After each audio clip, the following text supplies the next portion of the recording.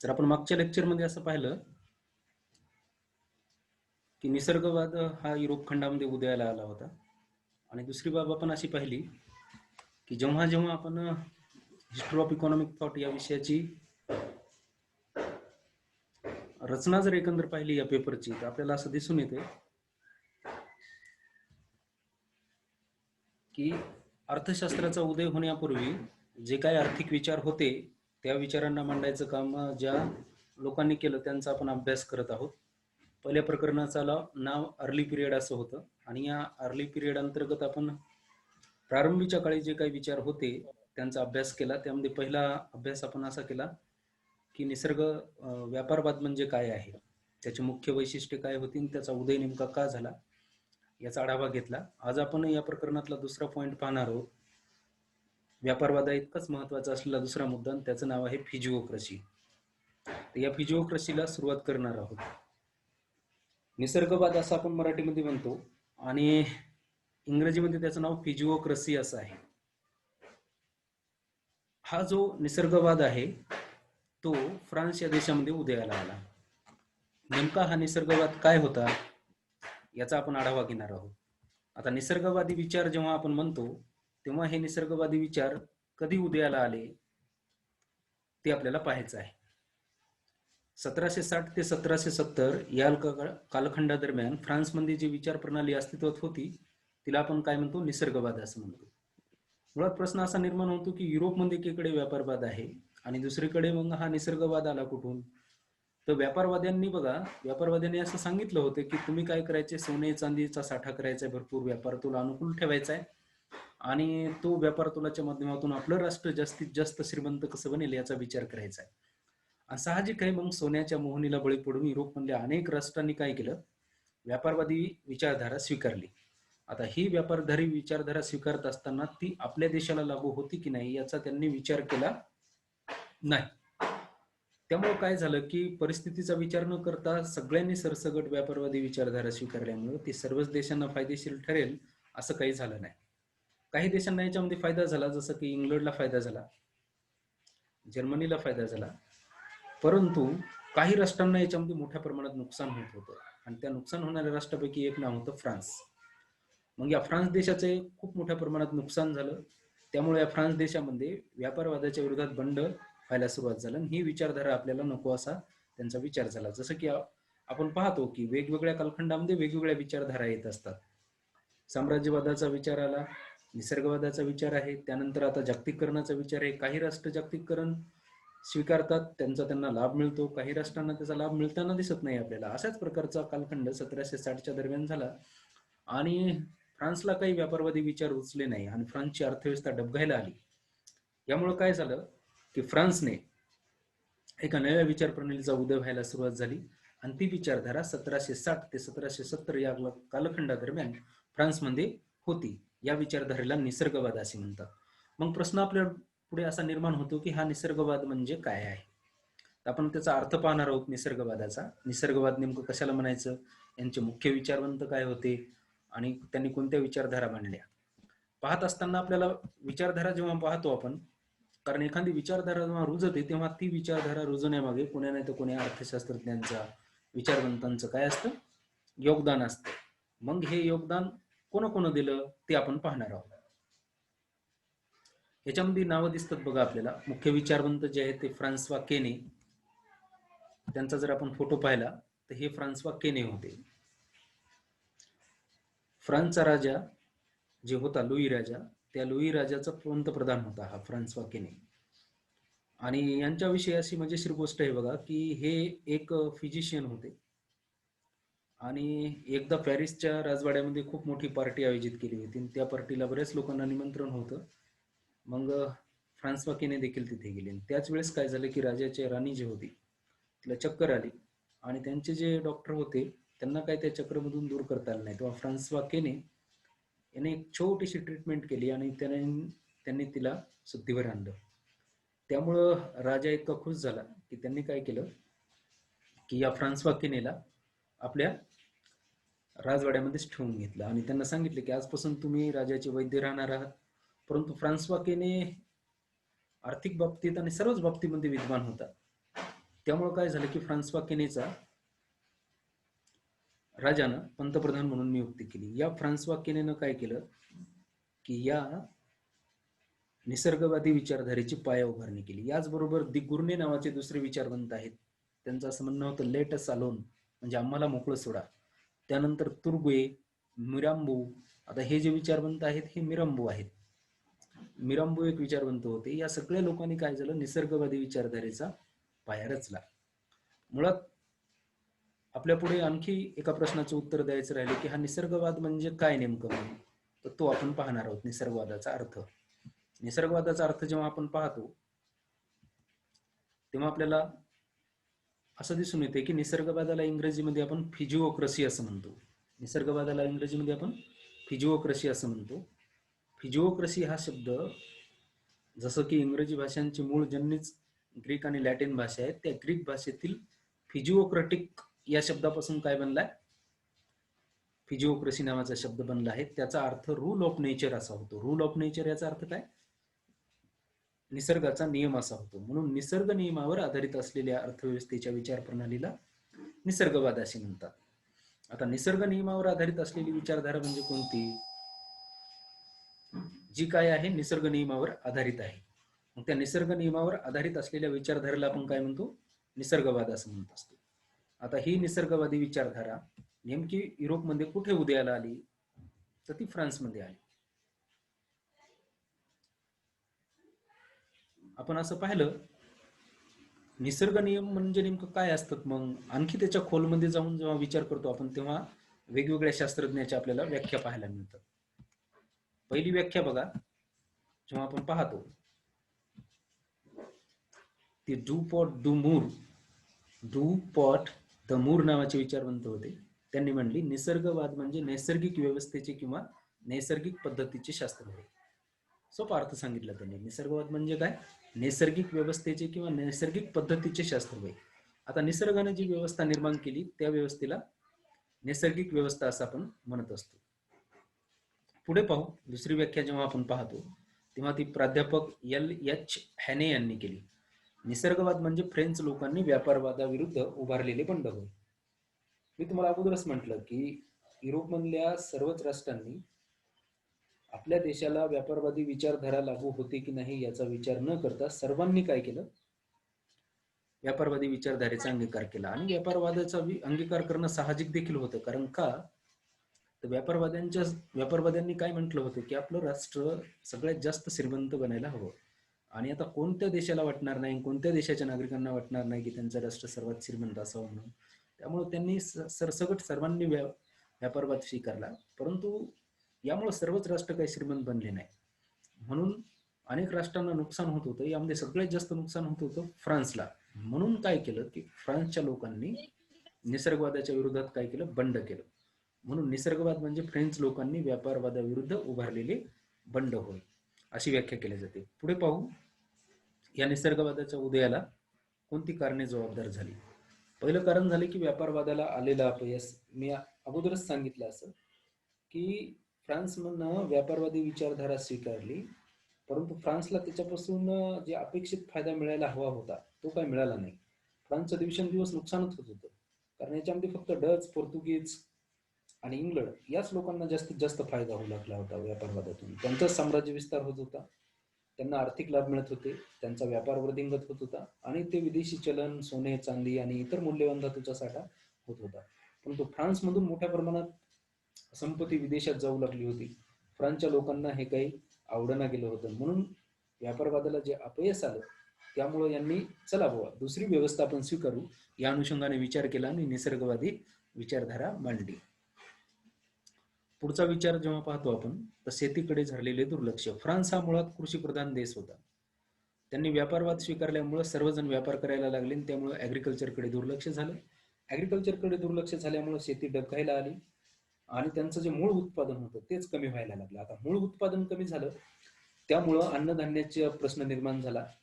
आणि हा अन्नधान्याचा प्रश्न आणि त्याच्यातून उद्भवणारे मग प्रोडक्शन असन, कारण मुळात काय असतं बघा की नेट प्रोडक्शन जे असतं ते ॲग्रिकल्चरमध्ये होतं, त्यावर आधारित इतर उद्योगधंदे चालत असतात. मुळातलंच मूळ प्रोडक्शन जर बंद झालं तर त्यामुळं इतर क्षेत्र आपोआप त्याने प्रभावित होतात आणि शेतीकडे झालेल्या दुर्लक्षामुळे फ्रान्स डबघाईला आला आणि म्हणून फ्रान्सने मग परत एकदा निसर्गवादाचा स्वीकार केला असं आपल्याला दिसून येतं.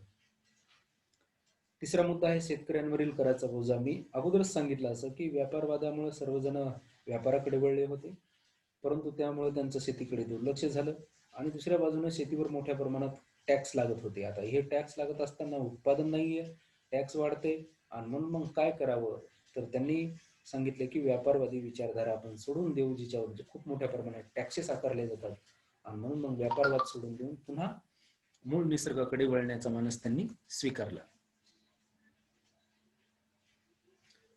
पुढचा जेव्हा विचार बघतो आपण तेव्हा आहे चौथं कारण कारणीभूत ठरलं व्यापारवादाच्या उदयाला, ते म्हणजे लुई राजघराण्याचा बेजबाबदार कारभार. आता फ्रान्समध्ये जे काही राजघराणे होऊन गेले त्यापैकी लुई राजवंश हा सगळ्यात मोठा आहे आणि त्यातले अनेक राजे कर्तबगार निघाले. 14वा, 15वा, 16वा हे शेवटचे लुई राजघराणे होते. आणि त्या शेवटच्या काळामध्ये काय झालं की या शेवटचे लुई राजे तेवढे कर्तबगार निघाले नाही. त्यांनी विलासितेकडे वृत्ती त्यांची होती जास्त, त्यामुळे त्यांनी पॅरिसचा पॅलेस बांधायला घेतला. पॅलेस बांधायला घेतल्यानंतर तो पॅलेस इतका भव्य दिव्य होता, आज देखील आहे.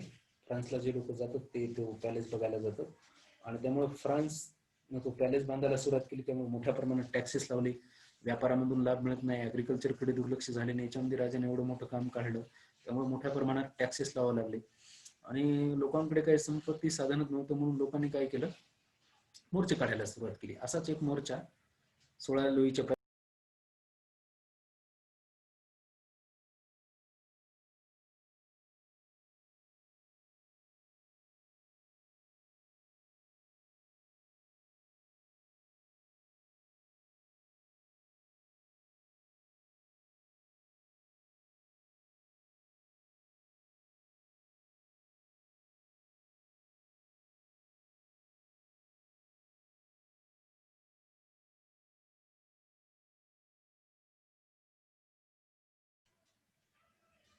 त्यांनी मोर्चे करायला सांगितलं असं.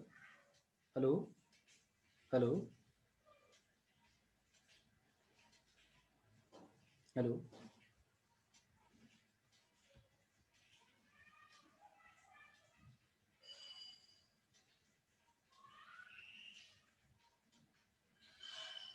हॅलो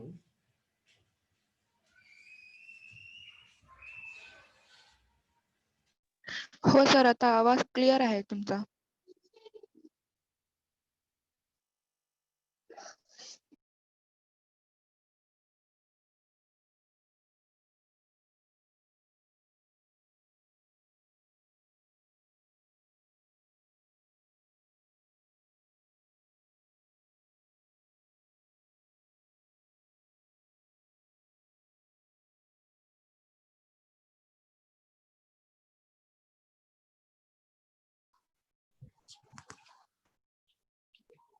सर आवाज येत नाही.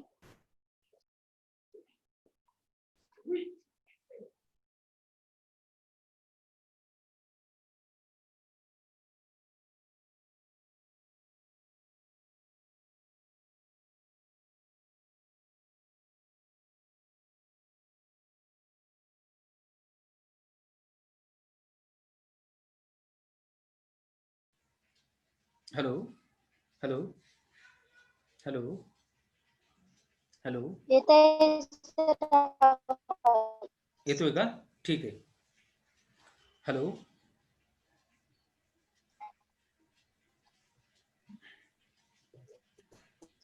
येत आहे सर आवाज. हा ठीक आहे.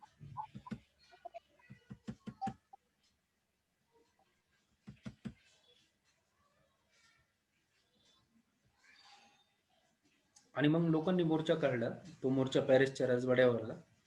तर मी आता सांगितले की तिथे राणी अँटोनिएटा होती आणि त्यांनी मोर्चेकऱ्यांनी म्हटले असं की राणी आम्हाला काही अन्नधान्य द्यायला हवं तुम्ही, आणि सर्व कराच्या रूपानं राजानं जमा केले, प्रजेकडे काहीच राहिलं नाही. तर ती राणी इतकी रागीट होती, तिनं असं म्हटलं, if you have not bread than eat grass, म्हणजे तुम्हाला भाकरी मिळत नसेल तर तुम्ही गवत खा. आणि बाजूलाच घोडे चरत होते गार्डनमध्ये. त्यांनी सांगितले की तुम्हाला जर भाकर मिळत नसेल तर तुम्ही गवत खा. आणि राणीचं हे म्हणणं ऐकून मोर्चेकऱ्यांना याचा खूप राग आला. त्यांनी लुई राजघराण्याची सत्ता उलटून टाकायचा निश्चय केला. आता जेव्हा आपण पाहतो की ही राणी अँटोनिएटा कोण होती, तर राणी अँटोनिएटा अशी होती.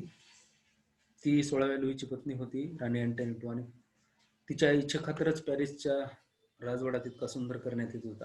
हा पॅरिसचा राजवाडा जर पाहिला आपण तर असा होता. ही फक्त एक अँगल आहे त्या पॅरिसच्या राजवाड्याचा, परंतु तुम्ही जर इंटरनेटवर शोध घेतला ती पॅरिसचा पॅलेस जो आहे सर्व बाजूने जर पाहिला तर पूर्ण याला तो एका स्टोन मध्ये बनवण्यात आला आहे. आणि जगातल्या आश्चर्यापैकी हे पॅरिसचा पॅलेस देखील आहे. तो आता इतकी मोठी वास्तू उभारायची म्हणल्याने टॅक्स मोठ्या प्रमाणात लागणारच, आणि टॅक्स जर सरकारने लावले तर असं होतं की जनतेचं नुकसान मोठ्या प्रमाणात होतं, आणि म्हणून लोकांनी मोर्चे काढायला सुरुवात केली. राणी अँटोनिएटानं असं त्यांना म्हटलं की तुम्हाला जर म्हणजे त्यांच्या आपल्या इकडे जसं नित्याच्या जेवणामधली बाब म्हणजे भाकरी असते, तसं युरोपमधले जे राष्ट्र आहेत त्यांच्या जीवनामध्ये सगळ्यात महत्वाचं आणि साधं निकृष्ट दर्जाचं अन्न म्हणून ब्रेडला गणलं जातं, आणि रोज ब्रेड खातात ते लोक. आणि म्हणून if you have not bread than it grass असं त्यांनी म्हटलं. आणि त्यामुळं लोक याच्यावर खूप नाराज झाले, आणि त्यांनी काय केलं, फ्रेंच राज्यक्रांती केली. फ्रेंच राज्यक्रांती झाली याच्यातून, आणि मोठ्या उलथापालथी झाल्या आहेत. इतिहासाचे जे विद्यार्थी आहेत त्यांना बऱ्याच गोष्टी माहिती आहेत. गिलोटिन नावाचं एक यंत्र बनवण्यात आलं होतं. या लुई राजघराण्याने काय केलं की त्यांच्या विरोधात जे लोक जाईन त्यांच्याकरता मारण्यासाठी एक गिलोटिन नावाचं यंत्र बनवलं होतं. म्हणजे त्याला आणून बांधलं जायचं आणि त्याचा शिरछेद केला जातं. शेवटी मोर्चेकऱ्यांनी देखील काय केलं की असंच या राणी अँटोनिएटाला देखील गिलोटिनवर चढवण्यात आलं होतं, राजाला देखील.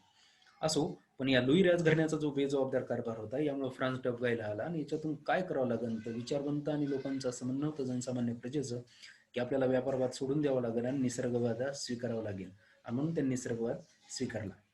पुढचं कारण जेव्हा पाहतो आपण तेव्हा जाचक कर प्रणाली होती. आताच मी सांगितलं की अनेक प्रकारचे कर लागले होते. जेव्हा आपण फ्रान्सची त्यावेळेची सिच्युएशन पाहतो तेव्हा फ्रान्समध्ये 75 प्रकारचे कर लागू होते, एकूण 75 कर. आता एक दोन कर असतील तर साहजिक आहे, परंतु इतक्या 75 प्रकारच्या करातून 1% जरी म्हणलं तर व्यक्तीच्या उत्पन्नातलं 75% उत्पन्न काय होत होतं, राजाकडे निघून जात होतं, 25%च राहत होतं. याचा अर्थ काय की एखाद्या व्यक्तीला जर 1 क्विंटल धान्य उत्पादन झालंय तर 75 किलो त्याला राजाला द्यावा लागायचा, आणि त्याच्याकडे फक्त 25 किलोच राहायचं, आणि 25 किलो मध्ये त्याचा उदरनिर्वाह होत नव्हता. म्हणून याच्यातून काहीतरी मार्ग काढावा लागेल, पुन्हा उत्पादन वाढवावं लागेल, आणि म्हणून मग त्यांनी व्यापारवाद सोडून दिला आणि निसर्गवादी विचार स्वीकारायला सुरुवात केली. याच वेळेस काय झालं बघा, फ्रान्समध्ये एक वैचारिक लाट आली. रिबियर, रिचर्ड कॅटिलॉन, वाईस गिल्बर्ट, वॅबन यासारखे विचारवंत आले, आणि त्यांनी असं सांगितलं की आपण जे निसर्गाला सोडून दिलं आहे, निसर्गाचं म्हणणं ऐकत नाहीयेत, मुळात मानव जो आहे तो ऍग्रिकल्चर आणि स्वातंत्र्याचा उपभोक्ता आहे, त्यामुळे त्याच विचारधारेवर आधारित आपण काय करायला हवं, मार्गक्रमण करायला हवं, आणि म्हणून मग निसर्गवादाचा स्वीकार करायला हवा. निसर्गवाद म्हणजे काय हो, थोडक्यात जर असं आपण पाहिलं तर निसर्ग नियमाप्रमाणे वागणं असं आहे. आता निसर्ग नियम काय सांगतात, तर निसर्ग नियम असं सांगतात की वर्क इज वर्कशिप असले पाहिजे, प्रत्येकानं काम केलं पाहिजे आणि उत्पादन काढलं पाहिजे, आणि मुळात मानव हा येथे वर्कशिप करण्याकरता आलाय, म्हणजे काय की कष्ट करण्याकरता आलाय, आणि म्हणून मग ते करायला हवेत, आणि निसर्गानं करायला हवेत. हवेतून पैसा, जसं की व्यापारामध्ये काहीच न करता हवेतून पैसा तयार केला जातो, उत्पादन स्वतः केलं जात नाही, कोणतरी केलं असतं, पण त्याची विक्री करूनच नफा मिळवला जातो, परंतु तो आभासी आहे. मुळात जे उत्पादन आहे बघा की ते ऍग्रिकल्चर मधून मिळतं, आणि म्हणून मग फ्रान्समध्ये अशी वैचारिक लाट आली की निसर्ग नियमाप्रमाणे लिहायचे. आता निसर्ग नियम काय आहेत, मालकी, स्वातंत्र्य हक्क, एक नाही, बंधुता, समता, न्याय या सगळ्या विचारधारेवर आधारित, आणि म्हणून मग ती विचारधारेची लाट आली. रिव्हियर, रिचर्ड कॅटिलॉन, वाईस गिल्बर्ट यासारखे विचारवंत काय करत होते, मोठ्या प्रमाणात विचार मांडत होते, आणि या सगळ्या कारणामुळे व्यापारवादाचा उदय झाला. या व्यापारवादाचा उदय होण्याकरता ही 6च कारणे जबाबदार होती. यानंतर आपण दुसरी विचारधारा पाहणार आहोत बघा, म्हणजे व्यापारवादाच्या उदयाची कारणे जेव्हा आपण पाहिली ती किती आहेत, 6. परत एकदा रिव्हर्स मध्ये बघू आपण. निसर्गवाद उदयाला का आला, तर व्यापारवादाला अपयश आलं, शेतीकडे दुर्लक्ष झालं, शेतकऱ्यांवर कराचा बोजा वाढला. चौथं कारण लुई राजघराण्याचा बेजबाबदार कारभार, राणी अँटोनिएटा पॅरिसचा पॅलेस, जाचक कर प्रणाली, आणि फ्रान्समध्ये आलेली वैचारिक लाट. या 6 कारणांमुळे युरोपमध्ये काय झालं, फ्रान्समध्ये निसर्गवादाचा उदय झाला. आता या निसर्गवाद्यांनी जे काही विचारधारा मांडल्या, जेव्हा आपण सिलेबस पाहतो त्यामध्ये असा एक पॉईंट दिसतो बघता आपल्याला, असा दिसून येतो पॉईंट एक, नैसर्गिक अवस्था, द नॅचरल ऑर्डर. आताच आपण असं पाहिलं की निसर्ग नियमाप्रमाणे जे करायचंय त्याला आपण निसर्गवाद असं म्हणतो. मग या निसर्गवाद्यांनी काय केलं बघा, 3 कन्सेप्ट, 2 महत्वाचे अत्यंत कन्सेप्ट आहेत बघा. एक नैसर्गिक अवस्था ज्याला आपण काय म्हणतो नॅचरल ऑर्डर असं म्हणतो. आता ही नॅचरल ऑर्डर म्हणजे काय, तर निसर्गवाद्यांच्या मुख्य आर्थिक विचारांपैकी एक अत्यंत महत्वाचा विचार आहे तो म्हणजे नैसर्गिक अवस्था.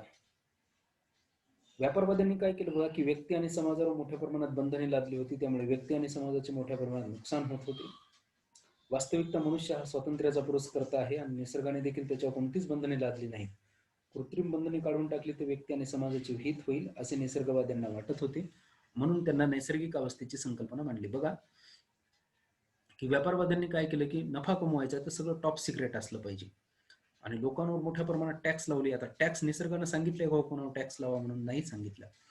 निसर्गानं सांगितलं की तुम्ही इथे जाऊ नका, तुम्ही इथे विक्री करू नका वस्तूची, ह्या वस्तू सरकारच्या आहेत त्या तुमच्या आहेत, असं काहीच नाही सांगितलं. निसर्गानं पूर्ण काय मुक्त स्वातंत्र्य दिले, परंतु व्यापारवाद्यांनी समाजावर आणि व्यक्तीवर खूप मोठ्या प्रमाणात बंधने लादली आणि त्या बंधनामुळे काय झालं की बंधने जेव्हा लादल्या जातात तेव्हा व्यक्तीचं स्वातंत्र्य हिरावलं जातं आणि त्याचं नुकसान होतं जास्त आणि असंच नुकसान होऊ लागलं होतं. आणि परंतु मनुष्य जर पाहिलं तर स्वातंत्र्याचा पुरस्कर्ता आहे, निसर्गाने त्याच्यावर कोणतीच बंधने लादलेली नाही. मग ही जर कृत्रिम बंधने म्हणजे आपण लावलेली बंधने जर काढून टाकली तर व्यक्तीचं समाजाचं हित होईल असं तिथल्या लोकांना वाटत होतं, म्हणून त्यांनी नैसर्गिक अवस्थेची द नॅचरल ऑर्डरची कन्सेप्ट मांडली. आपण म्हणतो ना ऑर्डर, ऑर्डर म्हणजे काय की कोणती बाब आहे अशी मुख्य की तिचा आधार आपण मानायला हवा, तर त्यांनी ती नॅचरल ऑर्डर मानली. काय व्याख्या सांगितली बरं या नॅचरल ऑर्डरची? नैसर्गिक अवस्था म्हणजे ईश्वराने मानवाच्या सुखासाठी किंवा आनंदासाठी निर्माण केलेली व्यवस्था होय. The natural order is order which God had order for the happiness of Mankind. म्हणजे नैसर्गिक अवस्था म्हणजे ईश्वराने मानवाच्या सुखासाठी किंवा आनंदासाठी निर्माण केलेली व्यवस्था आहे. आता जेव्हा ईश्वरानं सृष्टी निर्माण केली ती सर्वांना आनंद देण्याकरताच निर्माण केलेली आहे. मग तिथं पृथ्वीवर कोणी पण असो, मानव असो, प्राणी असो, वनस्पती असो, या सगळ्यांचं त्याच्यामध्ये हित होणार आहे अशीच व्यवस्था काय केली आहे, निसर्गाने निर्माण केलेली आहे. मुळात मानवानं काय केले, याच्या बंधने लादली, त्या बंधनामुळे काय झालं की नुकसान होत आहे. म्हणून निसर्गवाद्यांनी नॅचरल ऑर्डरचा अर्थ असं सांगितलाय की नैसर्गिक अवस्था म्हणजे ईश्वराने मानवाच्या सुखासाठी निर्माण केलेली अवस्था होय. आता कोणती असते अवस्था? मुळात जर आपण पाहिलं तर ही अवस्था कोणत्या आहेत की आपण निसर्गाच्या सानिध्यात राहिलो की पहा तुम्ही आपल्याला आनंद वाटतो. कारण का की एक वेगळी फिलिंग येते, तुमच्या मानसिक दर्पण तुमच्यावरचं निघून जातं. तुम्ही ज्याला मायग्रेशनचा त्रास म्हणता किंवा हेडॅक म्हणता किंवा बोर होणं म्हणता, तुम्ही जर अशा निसर्गाच्या सानिध्यात गेला तर तुम्हाला बघा तुम्ही की आत्मिक आनंद मिळतो. का? कारण निसर्गानं जे काही केलंय ते सर्वांना सुख आणि हॅपीनेस वाढवण्याकरताच केले, सर्वांना आनंद देण्याकरताच आहे. मग ते सूर्योदय असेल किंवा फुलांचं खेळणं असेल किंवा डोंगर असतील, नद्या असतील, कृषीमंडल उत्पादन असेल, काही पण असेल ते, किंवा मग पाणी असेल, या सर्व अवस्था ज्या आहेत त्या सगळ्या हॅपीनेस करताच आहेत आणि समाधानाकरताच आहेत. आणि म्हणून मग नैसर्गिक व्यवस्था म्हणजे ईश्वरानं मानवाच्या सुखासाठी निर्माण केलेली व्यवस्था होय असा अर्थ या नैसर्गिक अवस्थेचा सांगण्यात येतो. या नैसर्गिक अवस्थेच्या मुख्य बाबी काय आहेत? तर पहिली आहे बघा बाब, निसर्ग व्यवस्था निसर्गाने दिली आहे. तर नॅचरल ऑर्डर कोणती आहे? तर जी निसर्गानं मानवाला दिलेली आहे. मानव निर्मित नाही बरं का. मानव निर्मित ज्या वस्तू येतात त्याच्यातून काय असतं बघा की मानवाचा निहित स्वार्थ असतो त्या पाठीमागे, त्यामुळे ती एकाला फायदेशीर असते तर दुसऱ्याला नुकसानदायक असते. पण निसर्ग व्यवस्था निसर्गाने दिलेली आहे तशीच व्यवस्था. पुढचं कारण जेव्हा आपण पाहतो ती निसर्ग व्यवस्था वस्तूची आदर्श व्यवस्था आहे. नैसर्गिक म्हणजे नॅचरल ऑर्डर जी आहे ती दुसऱ्या कोणी मुख्य बाबीवर आधारित आहे, तर वस्तूच्या आदर्श व्यवस्थेवर. आता वस्तूची आदर्श व्यवस्था म्हणजे काय? वस्तूची आदर्श व्यवस्था म्हणजे कोणती अवस्था? त्याच्यामध्ये वस्तू ह्या विकल्या जात नाहीत अशी अवस्था. म्हणजे काय की वस्तूच्या मोबदल्यामध्ये वस्तू देणं किंवा तुम्ही काय करणं की तुम्ही स्वतः एखादी बाब मिळवण्याकरता त्या अनुषंगाने तुम्ही वर्कशिप करणं म्हणजे काम करणं. जसं की मला आज जेवण करायचं तर मी त्या जेवणासाठी कुठेतरी काम करणं, किंवा मग आता मला एखादे फळं घ्यायचे तर त्याच्या मोबदल्यात मी त्यांना दुसरे फळं देणं, आणि ती नैसर्गिक व्यवस्था आहे. जसं की निसर्ग असतो बघा, निसर्ग काय करतो, एक बाब घेतो आणि त्याच्या मोबदल्यात दुसरी बाब देतो. जसं की झाडे काय करतात, कार्बन डायऑक्साईड घेतात आणि ऑक्सिजन देतात.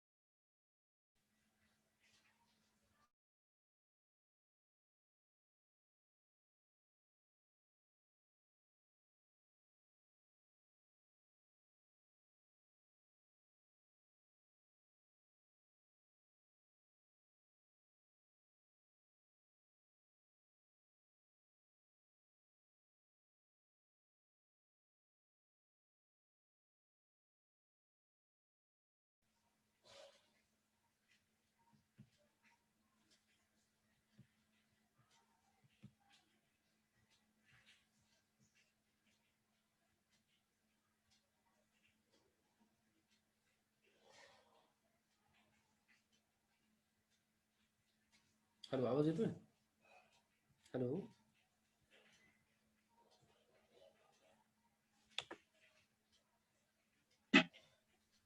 हो सर, यायला हा आवाज. येतोय सर आता. ठीक आहे. आपण असं पाहिलं, निसर्ग व्यवस्था म्हणजे निसर्गाने दिलेली आहे. निसर्ग व्यवस्था वस्तूची आदर्श व्यवस्था आहे. त्याच्यामध्ये वस्तूच्या मोबदल्यात वस्तू मिळतात. ती म्हणजे तिसरं बाब अशी सांगितली त्यांनी वैशिष्ट्ये नैसर्गिक व्यवस्थेचं मुख्य. तिच्यावर ही नैसर्गिक व्यवस्था आधारित होती. मानवी सुखासाठी ही व्यवस्था निर्माण केली आहे. ती कुणालाही दुःख देणार नाही. पुढचं जेव्हा पाहतो आपण तेव्हा 5वं, विश्वशांतीसाठी ही व्यवस्था आवश्यक आहे. मुळात जेव्हा आपण व्यापारवाद पाहतो तेव्हा व्यापारवादामध्ये काय होतं बघा, की साम्राज्य विस्तार होता. एक राष्ट्र दुसऱ्या राष्ट्रावर काय करायचं, व्यापारासाठी आक्रमण करायचं आणि तिथला व्यापार बळकावून घ्यायचा, जसं की ब्रिटिशांनी केला. त्यामुळं युद्ध व्हायचे आणि यामुळं जगामध्ये 2 युद्ध झाली. फ्रान्सच्या या निसर्गवाद्यांनी अगोदरच सांगितलं होतं, की आपण जर निसर्ग व्यवस्थेचा स्वीकार केला तर ही युद्ध होणार नाहीत. म्हणून विश्वशांतीसाठी ही व्यवस्था आवश्यक आहे. या व्यवस्थेमध्ये राजा दूरदर्शी असावा आणि आदर्श राज्य निर्मितीवर भर देण्यात आला होता. दूरदर्शी असावा याचा अर्थ काय, की त्यांनी लॉंग टर्मचा विचार करायला हवा. आदर्श राज्य निर्मितीवर भर असावा, जिथं प्रजेचं कल्याण मोठ्या. आदर्श राज्य म्हणजे काय, की ज्याच्यामध्ये कमीत कमी दोष असतील. दूरदर्शी आणि आदर्शपणा याच्यातला काय, की ज्याच्यामध्ये कमीत कमी दोष असतील आणि आयडियालिटी जास्त असेल, अशा व्यवस्थेला आपण आदर्श व्यवस्था असं म्हणत असतो. अशी आदर्श व्यवस्था असायला हवी. त्यानंतर पुढचं 7वं मेन मुख्य बाब आपल्याला अशी दिसून येते, की सामाजिक व्यवस्थेचा भंग होता कामा नये. आता सामाजिक व्यवस्था म्हणजे कोणत्या? कुटुंब. समाजशास्त्राच्या विद्यार्थ्यांना माहिती आहे सामाजिक व्यवस्थेच्या कोणत्या बाबी येतात? कुटुंब, व्यक्ती, समाज ह्या ज्या बाबी येतात यांचा भंग होता कामा नये. आणि म्हणून मग त्या जशाला तशा राहिल्या पाहिजे. व्यापारवाद्यांनी काय केलं होतं, या सगळ्या व्यवस्था कोलमडून टाकल्या होत्या. व्यापारामुळे एका व्यक्तीला कुटुंब सोडून अनेक आपल्या घरापासून कितीतरी दूर किलोमीटर असलेल्या घरी त्याला थांबावं लागायचं जाऊन एकट्यालाच. आणि त्यामुळे सगळी सामाजिक व्यवस्था भंग पावत होती. म्हणून कौटुंबिक व्यवस्था असतील, विवाह संस्था असतील किंवा बालपण असेल, बालकांचं संगोपन असेल, शिक्षण असेल, आरोग्य असेल, यांचा भंग होता कामा नये, अशी व्यवस्था त्यांनी मांडली होती. 8वं मुख्य वैशिष्ट्य होतं सार्वभौमत्व व खाजगी मालकी सुव्यवस्था. हे या व्यवस्थेचे मूलभूत घटक होते. सार्वभौमत्व म्हणजे काय, की व्यक्तीला दुसऱ्यानं कोणत्याच प्रकारचा दबाव कोण्याच बाबतीत आणता कामा नये. खाजगी मालकी म्हणजे व्यक्तीला खाजगी मालकी देखील असायला हवी, त्याच्या मालकीचं घराचं रक्षण व्हायला हवं. सुव्यवस्था म्हणजे काय, की कोण्याच प्रकारच्या असुविधा निर्माण होणार नाहीत, अशा बाबी. आणि अशा मुख्य 8 बाबी झाल्यानंतर 9वं आपल्याला बाब दिसून येते, की न्याय आणि श्रमावर ही व्यवस्था आधारित होती. न्याय, जस्टिस आणि वर्कशिप श्रमावर आधारित होती. म्हणजे प्रत्येकाला न्याय मिळाला पाहिजे, तो न्याय समान असला पाहिजे आणि श्रमावर ही व्यवस्था आधारित होती. म्हणजे कोणाला काही जर मिळवायचं तर त्याच्या मोबदल्यात त्याला कष्ट करावेच लागतील. म्हणजे आयतं काही मिळता कामा नाही त्याला. म्हणजे ज्यानं काम केलं नाही त्याला त्याचा मोबदला मिळता कामा नाही. काम केल्यानंतर त्याला मात्र तो मोबदला मिळाला पाहिजे आणि न्यायाच्या आधारावर मिळाला पाहिजे, असं या व्यवस्थेमध्ये सांगण्यात आलं होतं. 10वं मुख्य वैशिष्ट्य किंवा बाब आपण पाहतो, ती वैयक्तिक स्वातंत्र्य व खाजगी मालमत्तेची जोपासना. व्यक्तीच्या वैयक्तिक स्वातंत्र्यामध्ये कोणत्याच अडचणी नाही आल्या पाहिजे, त्याची जोपासना झाली पाहिजे, असं त्यांचं म्हणणं होतं. सामाजिक व्यवस्थेचा भंग होता कामा नये. आणि 12वं सगळ्यात महत्वाचं म्हणजे निर्हस्तक्षेपाच्या धोरणावर भर. आता लेजस फेअर म्हणतो आपण, म्हणजे की ॲडम स्मिथनं पुढे सांगितलं. ॲडम स्मिथ असं म्हणतो, की मी हस्तक्षेपाचा जो सिद्धांत मांडलाय तो मी नाही मांडला, किंवा ते तत्व मी नाही सांगितलं, तर ते कोण सांगितले? निसर्गवाद्यांनी सांगितले.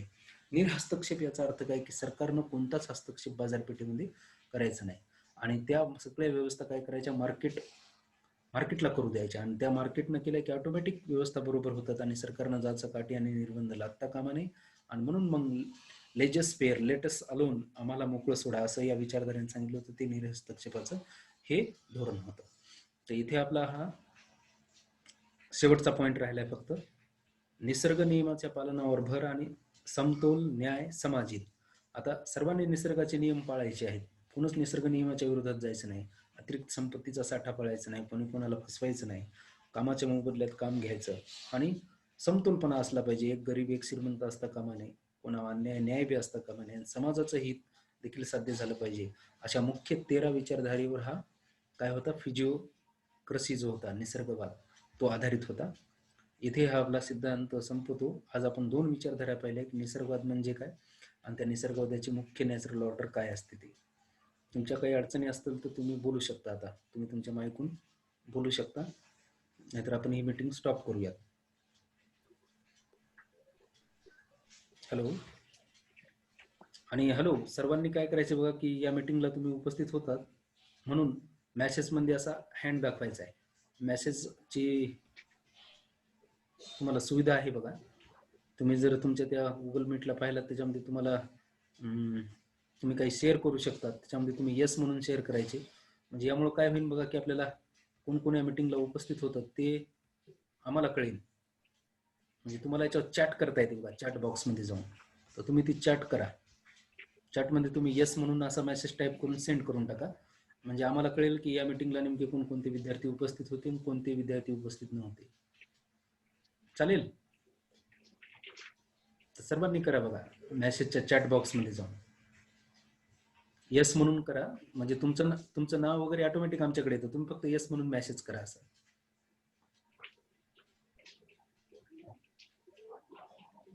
हे बघा, तुमची सर्वांची नावं अशी यायलेत आमच्याकडे, कोण कोण आहेत त्याने येस म्हणून असं पाठवायचा. म्हणजे काय होणार आहे बाळांनो, आपण याच्या अटेंडन्स जमा करणार आहोत आणि या अटेंडन्स परत तुम्हाला मार्क आहेत बरं का. हो सर. बरं, तुम्हाला मी काही हँड रिटन नोट्स पण दिल्या होत्या, पाहिल्या का तुम्ही व्यापारवादाच्या?